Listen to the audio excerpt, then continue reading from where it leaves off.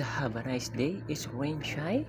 And mapagpalang araw. And now we are going to get the manga together with my kiddos. Daddy, isod ka ng konti, baka mahulog ko.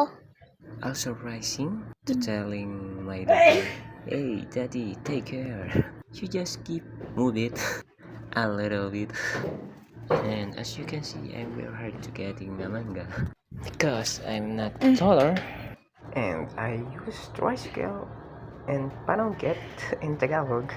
I want to apologize to how to speak in English because I'm not really fluent to how to speak in English. I'll trying hard to speak in English.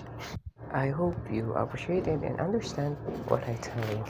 So thank you guys for watching. Daddy, tama na yan. Mamaya na lang. Tama na yan.